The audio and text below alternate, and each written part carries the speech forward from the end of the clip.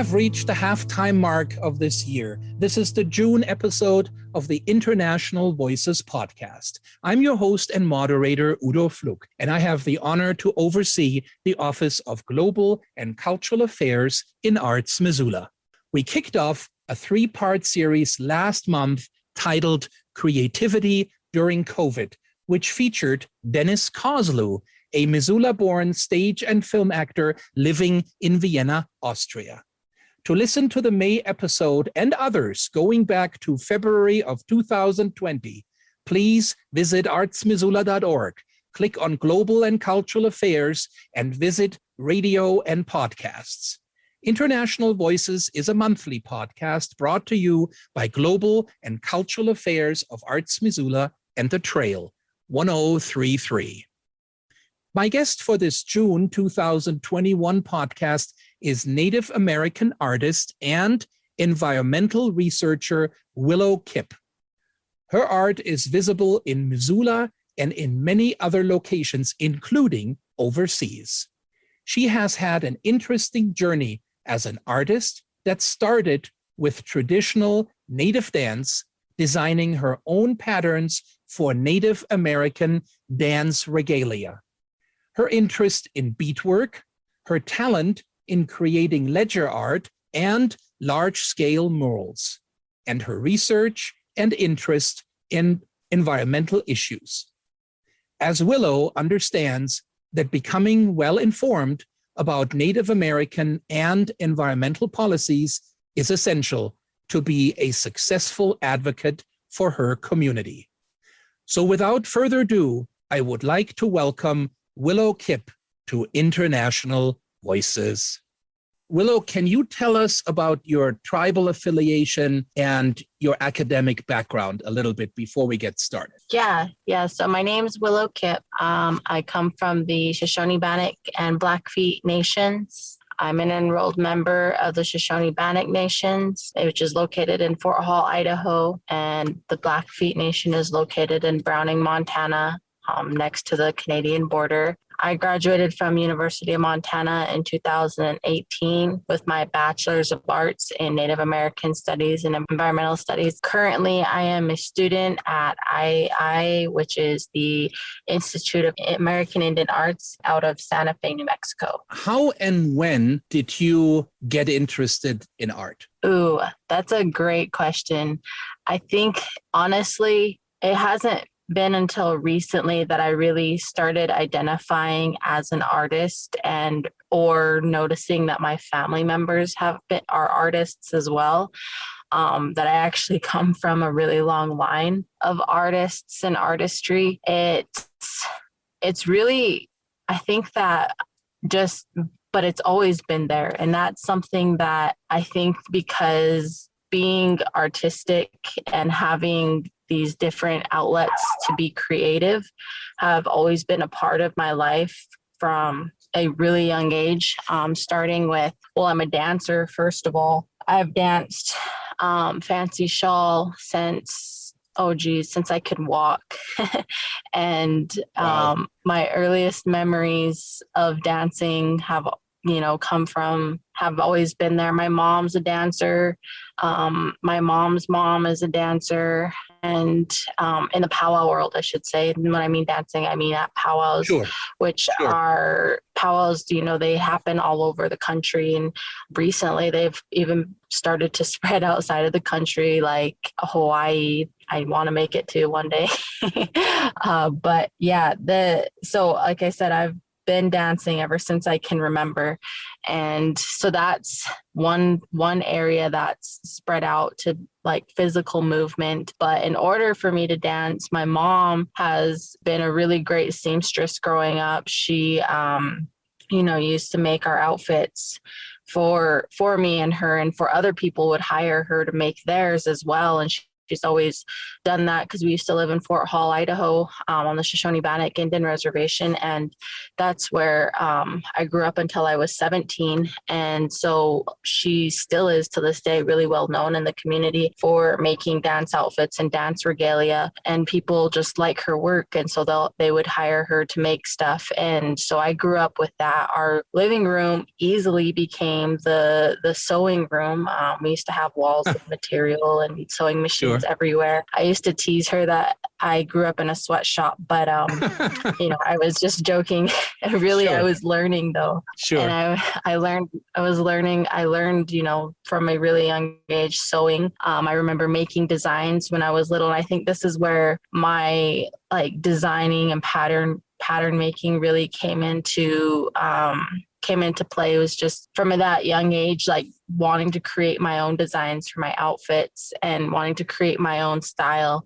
And I remember my mom telling me this wouldn't work. You have to make it 3-dimensional. And I didn't know what that meant until I tried actually making something myself. And then I was like, oh, that's why you have to draw in 2 dimensions or 3 dimensions, because that way you can see how the actual layout's going to be. You can't just use a line and expect it to turn out how you imagine it. And so I really had to learn a lot through that, just sketching out my ideas and then putting them to creation, real life creations at a young age. Geez, I think I made my first outfit when I was probably around 12 years old. My mom came home and I had some of her really, really expensive material, like $30 a yard material, all spread out on the floor and cut into pieces. And she didn't know what to do. She's like, I paid so much for that material.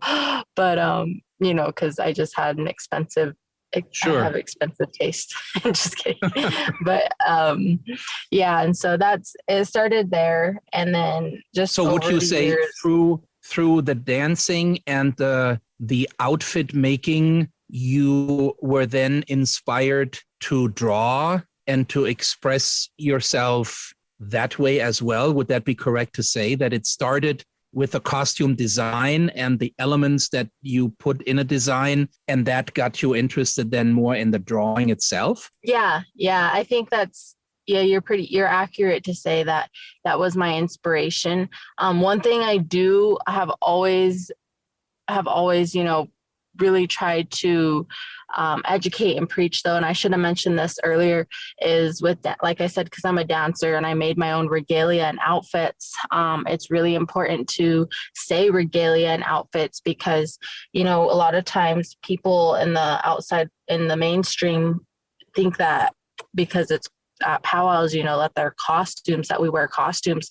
And in a lot of other areas, people do wear costumes, but really, because they're such a big cultural item for Indian people all across Indian country, costumes, it's kind of it turns into a mockery, and to stay away from that, costumes are worn during Halloween. And so, I really try to, to let people know that, to say the correct terminology, which is regalia or outfits, dance outfits.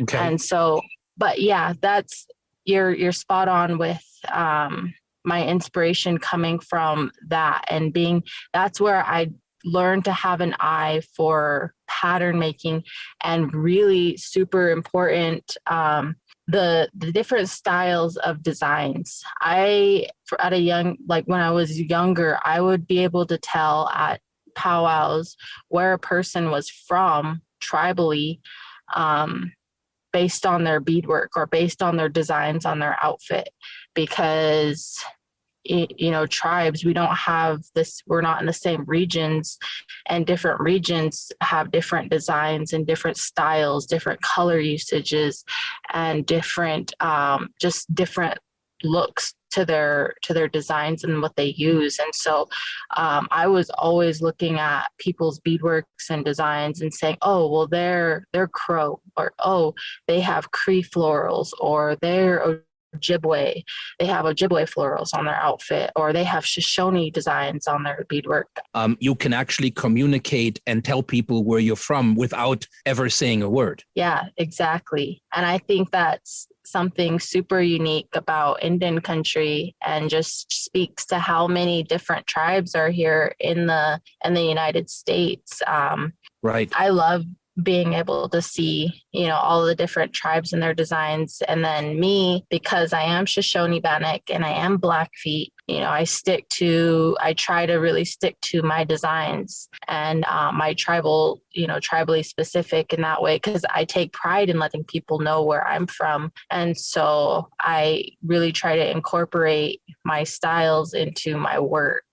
So ledger art for me, I guess I can start back with the very first person, and this is before I even knew the term of ledger art. I knew what ledger art was. I was looking for horse designs for my beadwork, because I was, I wasn't trying to be an artist, I didn't think I was, even though I was already creating my own stuff and designing my own designs and making patterns pretty extensively. I was looking at horses for horse design inspiration on Google, and I come across Terrence Gardapi's work, who's a pretty well-known Blackfeet artist here from the Blackfeet Nation. And I didn't know what ledger art was, and I didn't know who Terrence was. And I come across one of his pieces, and I really, really liked it. And I was just like, wow, this is beautiful. And I really liked the style of it and everything. And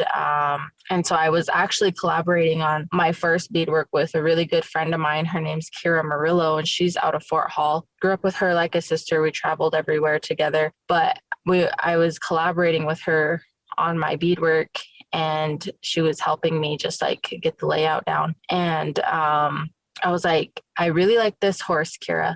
I was like, this horse is really pretty. And she's like, okay. And then, so like my first beadwork set of dancing beadwork was inspired by Terrence Gardapi before I knew who he was. And then afterwards, later, it's kind of weird. It was like right after that is when I really started to I don't know if ledger art was just blowing up at that time too, or if I just like opened a door and like all of a sudden all the ledger art was everywhere. And I was like, wow, this ledger art, it's beautiful. I love it. Yeah. So he was my first inspiration, and still I think he's an amazing artist. But yeah, I'm trying to think. That was probably my first like real introduction of what ledger art is. And then after that, it just seems like it was everywhere. I come across a lot of really well-known artists who I kept seeing it in different places.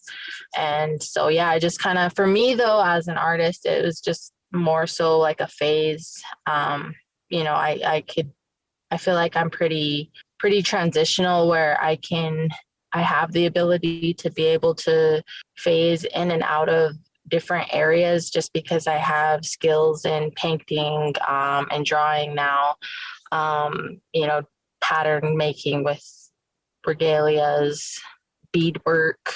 I do a little bit of quill work. I feel like I have a pretty well-rounded skill set, and so I'm always transitioning between those. I'll be really into beading one winter, right, and I'll get out a lot of beadwork. The next winter, it'll be all about drawing and ledger arts.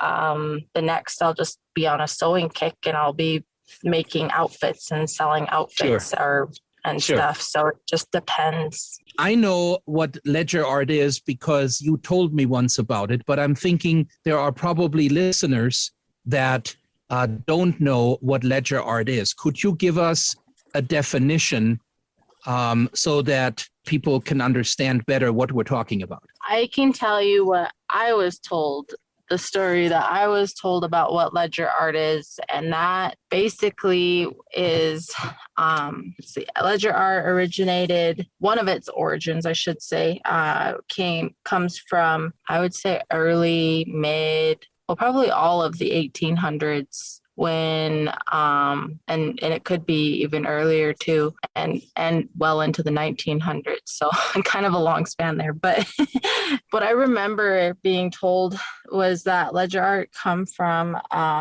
when the cavalry was hunting individuals, and when they would catch individuals, they would take them to different camps or base prisons. One of the most famous ones here in Montana is Deer Lodge, where the Deer Lodge prison is. That's the really well-known spot. But Right. there's different agencies, different areas all throughout Montana and Canada and all over the U.S. really, where they would hold natives and individuals captured hold them in those prison areas. And so what happened is, because there's a couple different winter counts, which have been in existence for a lot of tribes, mostly plain tribes, for a long time. And those are the ones that are on hide, and they're called winter counts. They recount really important events. But when individuals were captured by the cavalry, this is kind of how the form was practiced. Say the jailers had a bunch of scrap papers or ledgers that they didn't want anymore, and that they were just going to get rid of or burn. Sometimes the people who were being held in there were able to get a hold of those ledgers, and they would use those, or the scrap papers, and they would use those to keep account and keep record of how long they were in there, to tell their story, kind of like how they do today in prisons when they write letters to loved ones and stuff. Right. But right. It's a lot older form, I guess. That's yeah. So it's been a while since I've had to think about that and tell the history on ledger arts, but that's some of where it comes from. But that helps, Willow, I think, for people to get an idea of what we're talking about, because the term ledger art is probably not something that is all that well known. How has this ledger art shaped you as an artist? Because that was also in your development as an artist, that played a critical role, right? I think I'm still really doing I'm always doing tweaking and developing as an artist. I don't think that ever ends. But like I said earlier, I really did go through a ledger phase where I was drawing on a lot of ledgers, and those were my starting pieces for just getting into the drawing and actual pattern making realm, I guess. And right. For me, they just, I really liked the way they looked. And for a lot of people, the older the ledger you have, the better, just because, you want those really old antique ledgers from the 1800s or 1700s, if you can get them, older and still in good condition. That's, something that a lot of people look for. But, really, it helped with just me being able to lay down ideas and lay down pattern ideas and prints of what I like to see. And I do a lot of geometrics. And I, do a lot of my tribally specific designs that are both Shoshone and Blackfeet. Sometimes, it'll be a mixture of both in one piece. And so just whatever idea is really flowing right, like at the moment for me, then those just, help for me to get them down and get them laid out, whether that be floral or geometrics. Then I could just really lay down some ideas. But yeah. Okay. Now, with the financial support of a grant from the National Endowment for the Arts and the enthusiastic permission of the owners and managers of the building at 201 West Broadway, which includes the Import Market, the Bodega Bar and Grill, and the Monk's Bar, the ZAC hired 4 women artists to each create their own murals in the alley between the ZAC and the Bodega in downtown Missoula. And you were one of those women. Was there a theme in which the muralists had to create their work? Can you tell us a little bit about that interesting project?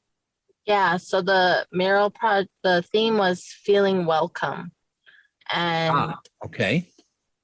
And so they really wanted us to have murals to help, really do just that, make everybody feel welcome. And I think that alley is kind of like a central area that a lot of people pass through and pass by. So they kind of sit in a spot that are going to be seen a lot. Right. Yeah, that was the theme, was feeling welcome. And how did you go about creating your piece? So for me, that process was, I was really trying to think about ways to incorporate when I create art, I really want it to be relevant. I'm really big on trying to either create art with relevance or practical art. And so that's something that I'm always trying to do and incorporate into whatever, whichever realm I'm in. And with my art. And then, so with the mural though, after I got notified that I got accepted for that location and spot area, I really had to, put pen to paper and just sketch out different ideas and sketch out, what I thought might look good and what I thought should go up there. Right. Something that was really important though for me was, because at the time I was on a kick with working in the native plants garden at the University of Montana with Marilyn Marler, and she taught me a lot about just the different native plant species around in Missoula that do a lot of really good stuff for the environment. And so I was, that's something that I thought was really important to me and I thought was relevant, and so that's something that I really wanted to incorporate. I was like, okay, well, this is going to be a piece to make people feel welcome. And something they had mentioned, and I can't remember if it was over the phone or through email, but they said that they want visitors to feel like they're welcome. And so to me, that kind of sounded like outsider, traveling peoples who are traveling through Missoula, people who don't have a lot of background information about Missoula, just a quick glance type of thing. And so when I was creating my mural, I was like, okay, what's going to be something that visitors can come here and look at, and it's going to be at a quick glance that they're going to see and think that's important, or something, the message I want to get across, right? And so I was like, well, I want there to be the native plants, because as many native plant species as there are in Montana, that has to be something that I incorporate. And then I was like, okay, so that can be my geometrics. And then, of course, the Indigenous people, the Indigenous populations in Montana, we have 7 federally recognized tribes alone, or 8 now with Little Shell. But yeah, so we have, a lot of tribes here in Montana that, a lot of people just don't even recognize still, or, are really easily overlooked. And so I want the plants and the Indigenous people to be recognized. And I want people at a quick glance to realize, oh, we're in Montana. Like right. These 2 things are here. And so that was what I incorporated in my mural. I have mint in there. I have the pink flowers, which are bitter roots. And then I have teepees in the background. And then, of course, I used Mount Jumbo, Mount Sentinel. Right. Oh, wait. Do I have that right? Yeah. The mountains, Missoula Mountains. Right. And right. so, yeah. Now, that mural that you just described is in the alley between the Zac and the Bodega in downtown Missoula. But I also know that that you are an international artist, because in 2019, you created a mural in Missoula's sister city, Palmerston North, in New Zealand. What was it like to collaborate with artists halfway around the world? Oh, wow. That was such an awesome experience. And as you know, that's right. Yeah, that was I still remember the blessing of the wall. Remember that?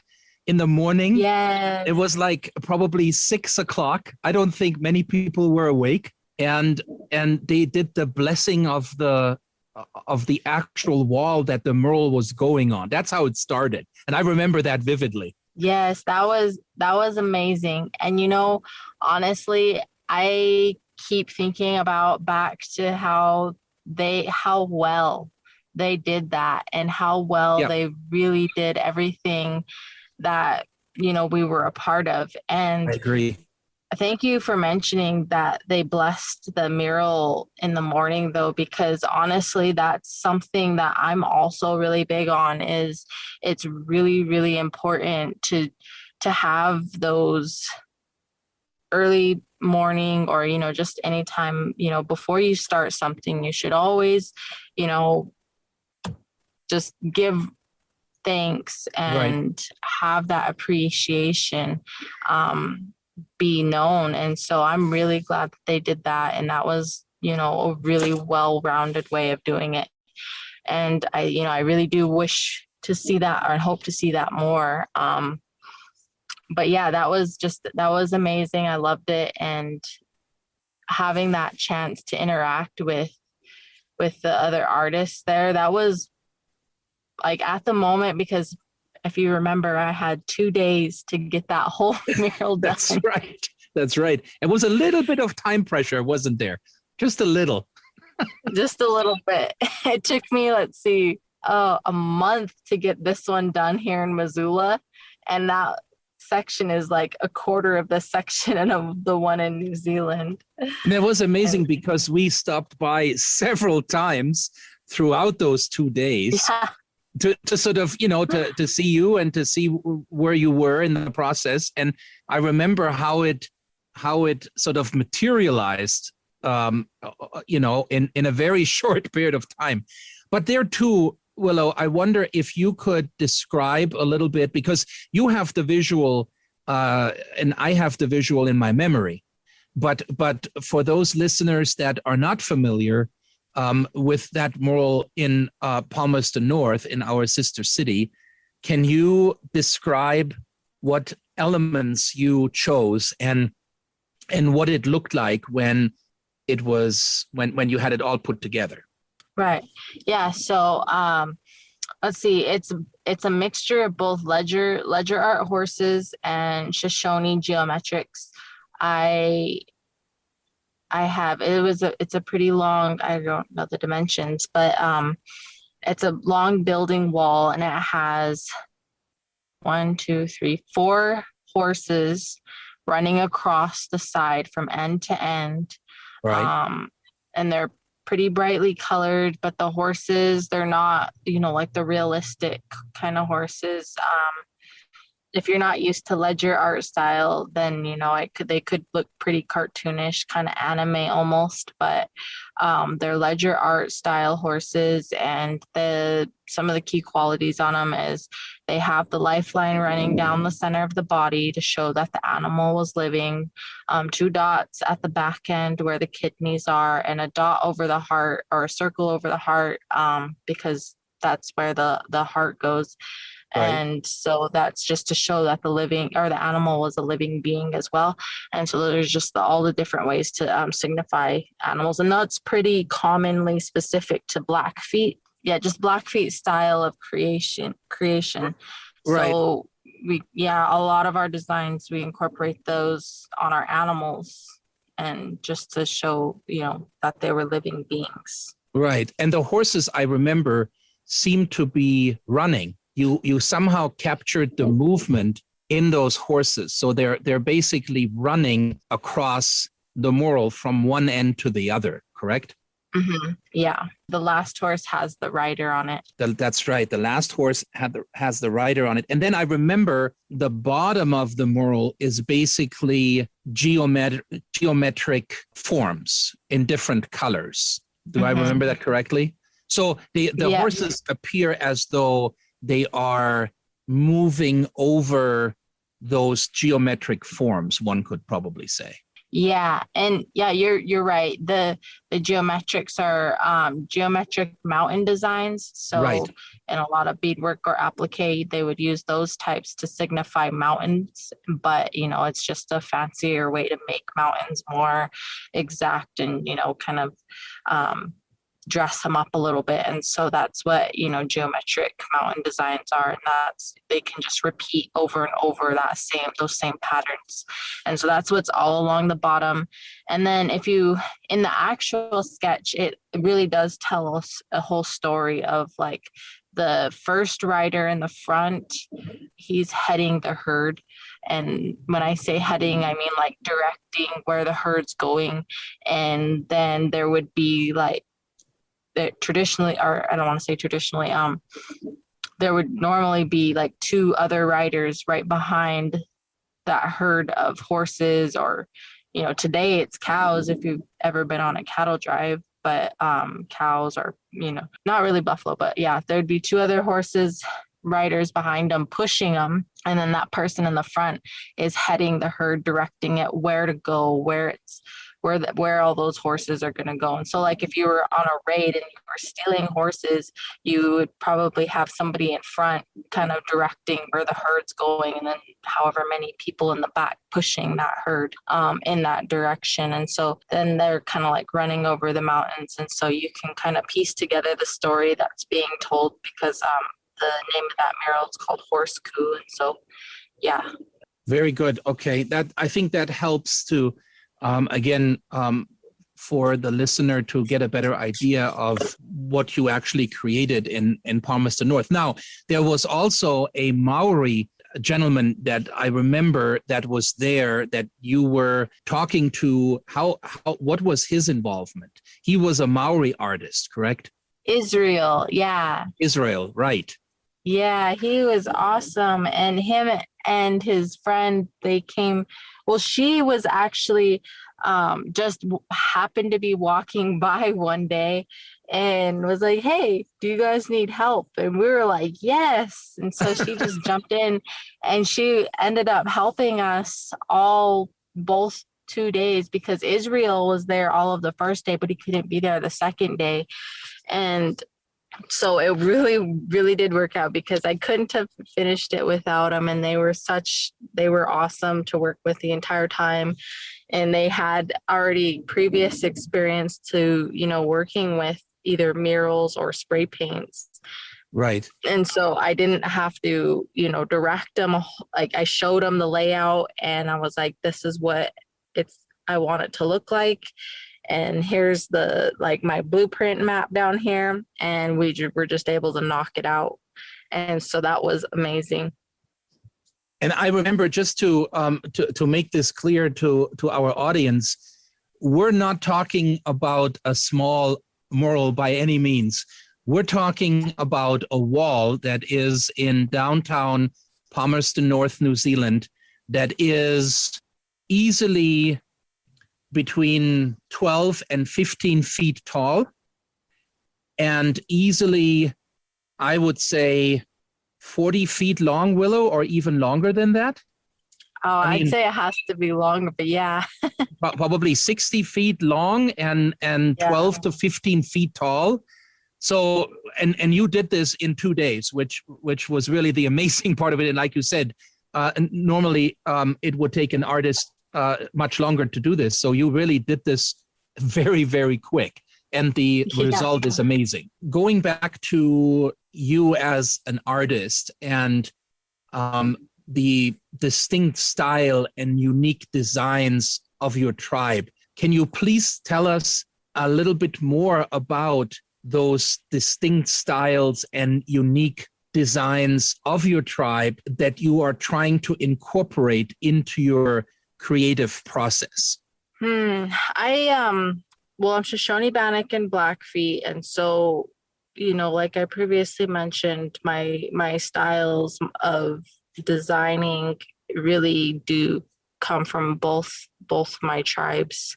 And I think that I've just been in that mindset for so long that, and, really looking at it in a way of, from my perspective, which is Shoshone Bannock and Blackfeet, I really do. That's just how I envision and how I create now. It's based from who I am. My me as a person, my parents, my grandparents, all of my ancestry, my lineage dating all the way back and, since forever.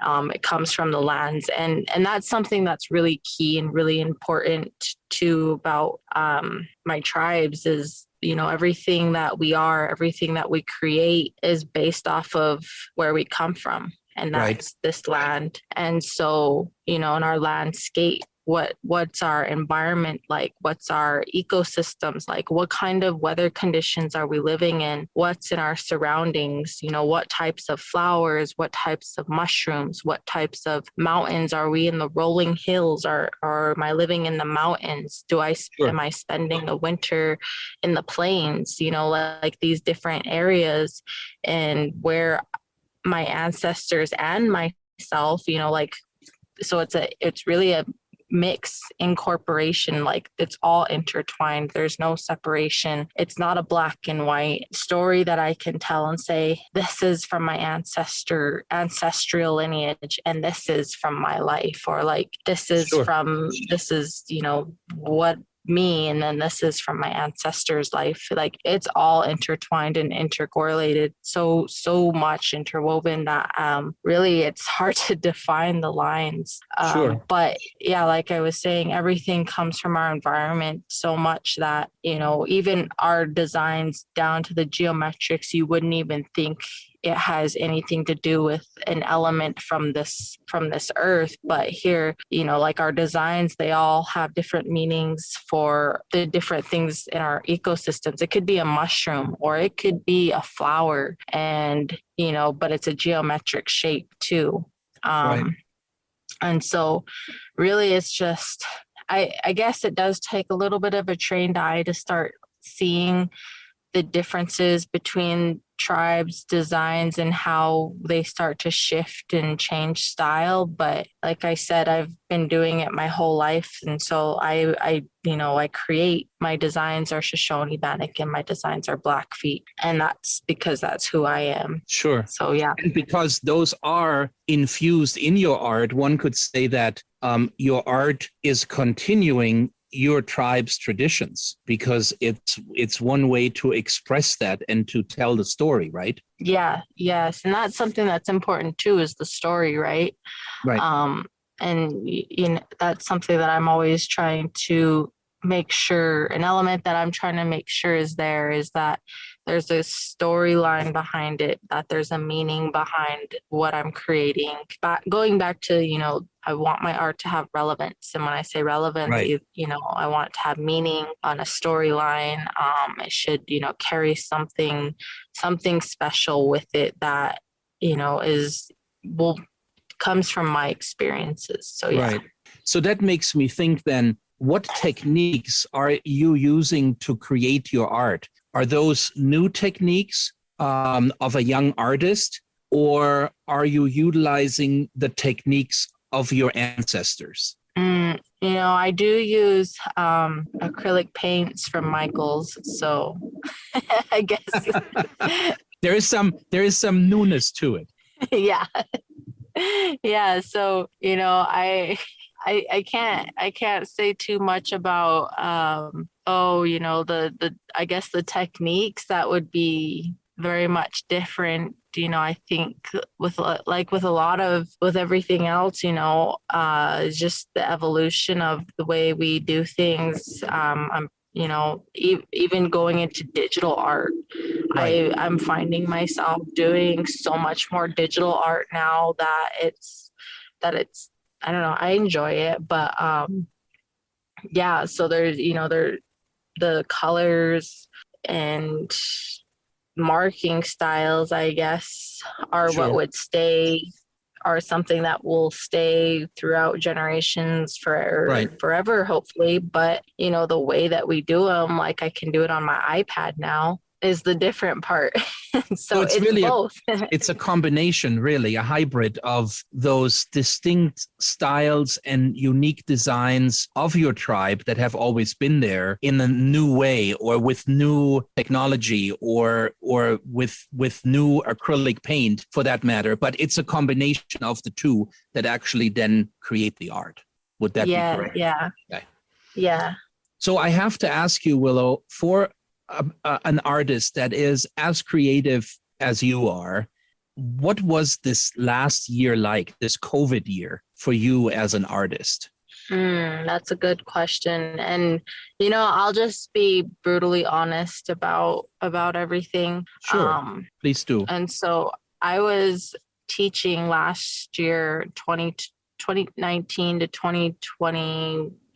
Let's see, at the end of 2019, all the way through 2020. And then, just till the end of 2020. And I was teaching. I just had my baby in February of 2020, right before everything really shut down.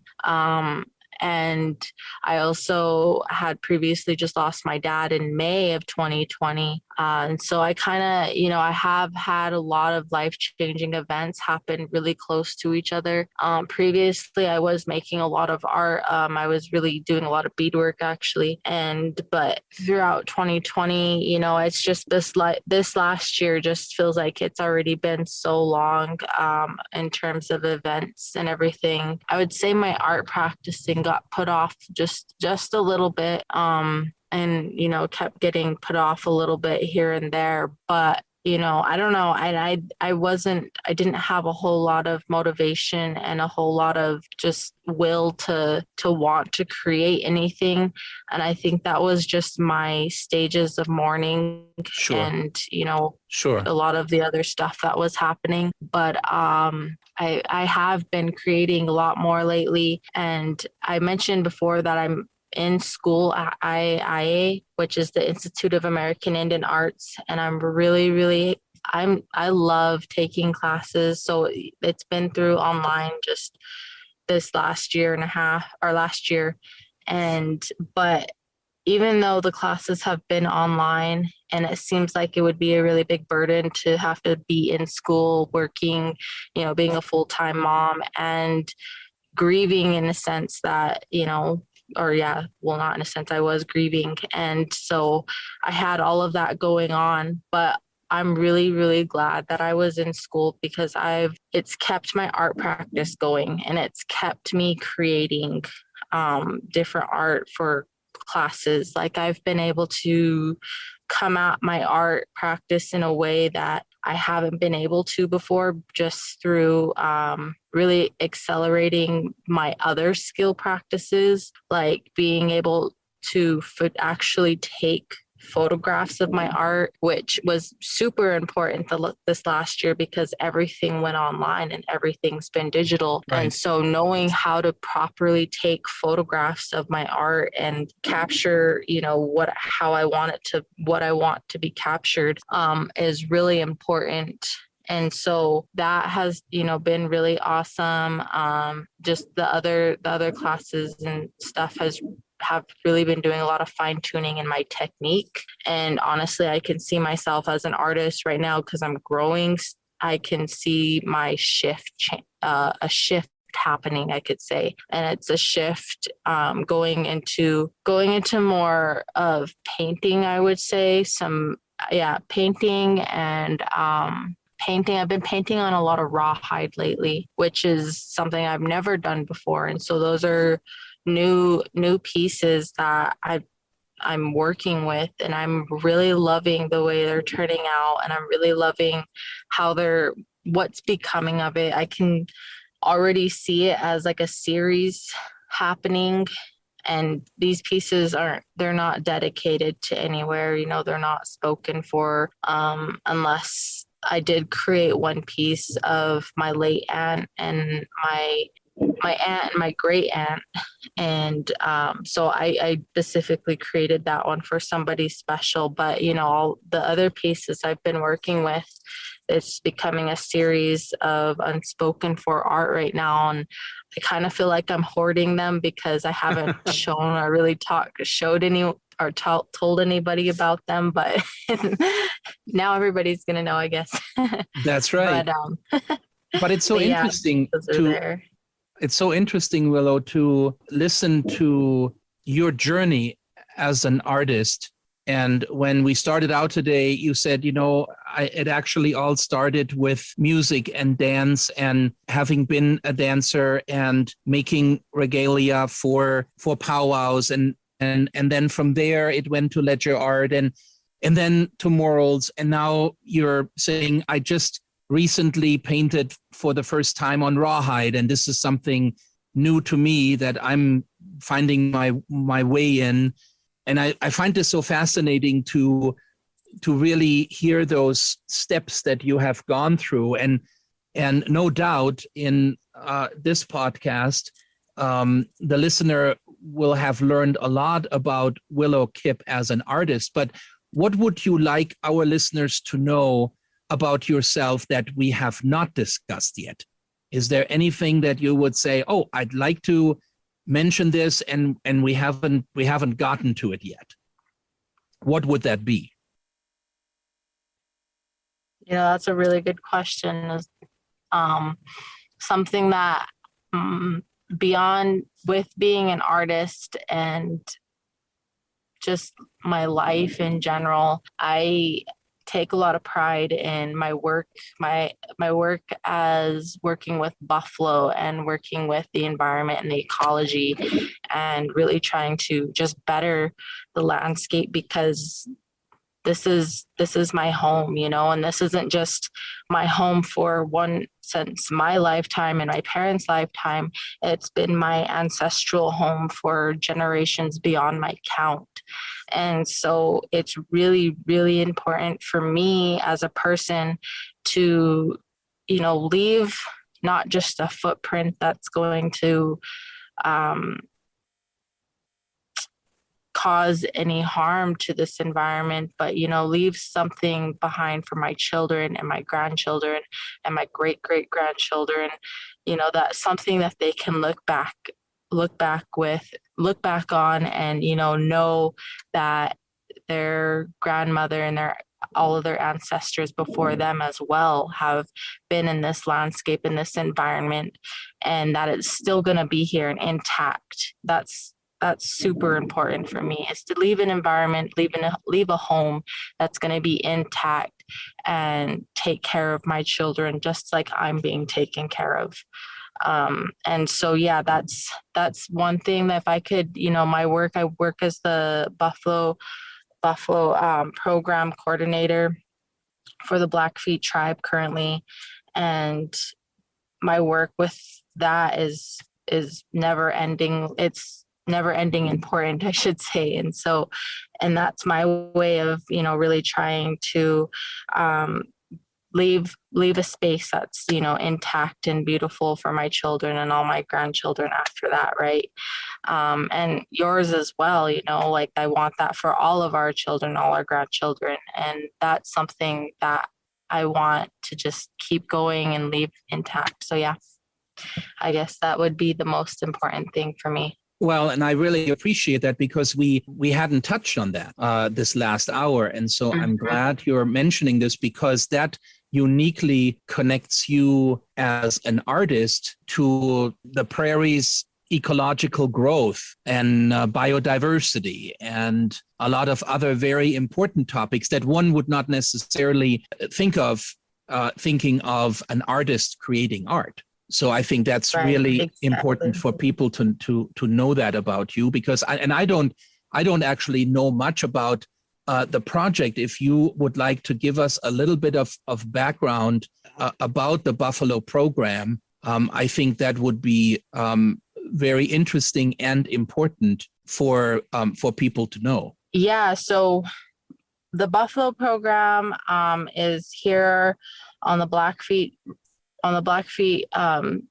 Within the Blackfeet Nation. It's actually a confederacy thing.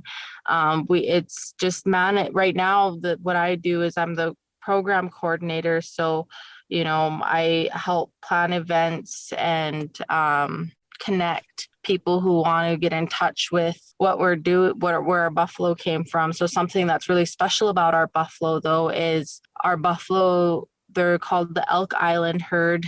They are special, and I can't say this enough. They really are special because their bloodline is a strain that I guess, got saved and put in the early 1800s when the buffalo slaughtering was happening, and the buffalo population got diminished almost to nothing. And so there was a few buffalo, though, that managed to live out on this island called Elk Island, and it's located in Canada. They managed to stay out there in that area, in the Elk Island area. And a few years ago, when the Blackfeet tribe and my boss, Irvin Carlson, was trying to get a space reopened up for the buffalo, the Elk Island people that manage that herd there, they reached out and they let us know, and that there is a herd of buffalo that originally are from this area but have been living over there in the Elk Island for a few generations now, and they wanted to know if there was going to be any space available to bring them home. And it was, just a really crazy timing, because the buffalo program and my boss Irvin was just getting everything going. This was before I was working with the program. They were just getting everything going to get the space available to get buffalo. But here, there was a herd just right on the other side of the border that are originally from here that we could bring home, and they were more than willing to bring them, help us bring them home. And so that's what happened. They, in 2000, and I want to say 14, but don't quote me on that one. Okay. But 2000, yeah, and anyways, they brought them home, and they brought them back to the AMS Ranch, which is an area on the Blackfeet Reservation. It's called they call it the AMS Ranch. And then now we have an area down there on the AMS, which is located on the Two Medicine River, and then another spot which is the Smith Ranch, located in just right off of Highway 89, and their summer grazing pasture, which is going to be in East Glacier.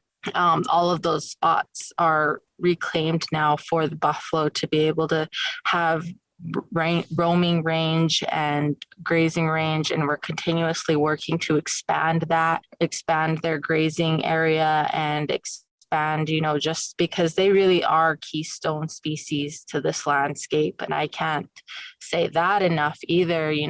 I could go on forever about buffalo and how amazing they are for the environment and what they do for the landscape and why we need them here. But, I'll keep it short. And so, yeah, that's part of what our program does. And there's also, there's the Intertribal Buffalo Council, which is all of the tribes in the U.S. who are in the northern region who have buffalo on their reservations. They are a part of the Intertribal Buffalo Council. And so, like I mentioned before, I'm from Fort Hall too. And so Fort Hall, we have a buffalo herd. And so we have members from whoever manages the buffalo herd there. They're a part of the Intertribal Buffalo Council. And so it's really all intertwined, and it really is really interconnected like that. But it's really good work, because it's work that's helping to try to keep our environment intact, and trying to create spaces that I don't want to say bringing them back to how they used to look, but in a sense, it's, we're trying to expand spaces and create more space for animals that have been in this environment before.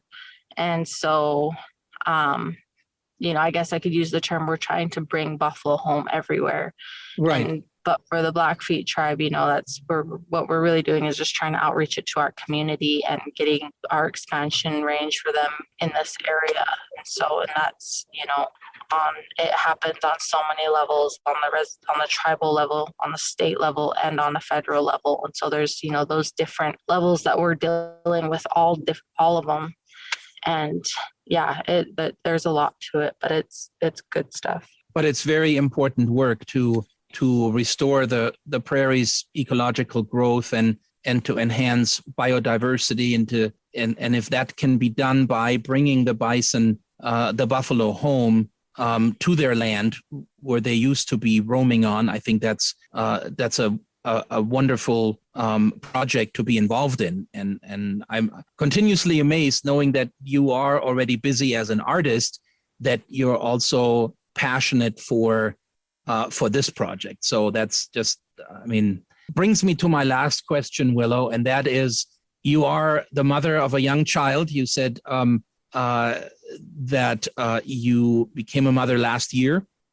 And so you are dealing with all of that. You're somehow making this all work, being a mother, being an artist, being a person that is interested in restoring natural habitat for a very important animal in Native American history. How does your family inspire you as an artist? Yeah, so that's, really important. That's an important way of looking at it. Honestly, the way I have to look at everything and the way I have to go about managing everything that's on my plate is just not drawing any lines between any of it. My work with the Buffalo program, my work as a mom, my work as an artist, all of that is interconnected. And I don't really see any lines, separating all of that work. With Buffalo program, when we have events, like we're having Eni days come up. Eni means buffalo and Blackfeet. We're having Eni days come up. My baby can be a part of that. My child, that's for the kids to come. Sure. To come and join and do a buffalo reenactment and the harvesting of a buffalo and stuff. I can have my baby. Oh, he's awake now. But speaking of baby, yeah, he heard his name. No, that work there. I can't draw lines between it because that's the only way I can get anything done. But it really does.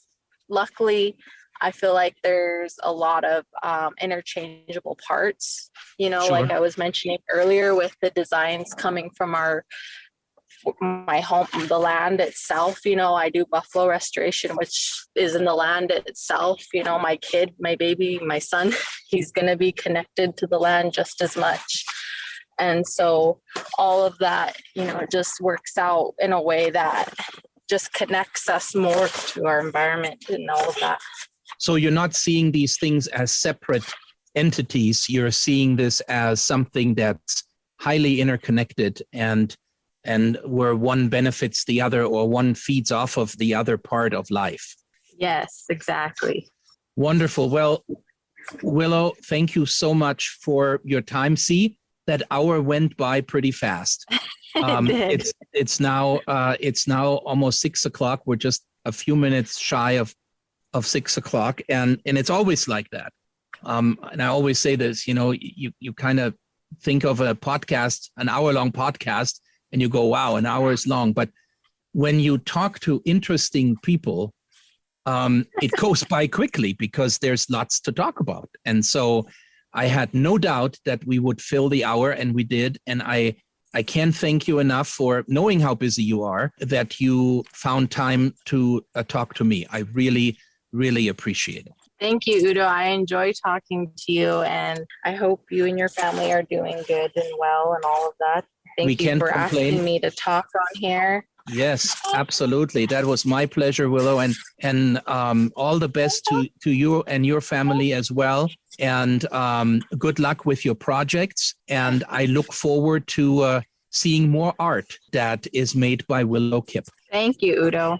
Thank you, Willow Kipp, for your time and for sharing your passion for art and your fascinating and diverse journey as a Native American artist and environmental researcher. To the listeners near and far, please join me again next month when I will complete this 3-part series on creativity during COVID for my conversations with Missoula-based artist Larry Perne, who has delighted local audiences and international art connoisseurs with his highly colorful Western art paintings. Through my own podcast, I have become more aware of other podcasts, and I wanted you all to know that there is a new podcast out featuring Montana musicians. A Rhythm Runs Through It is a music performance and interview series recorded and produced live that features Montana musicians.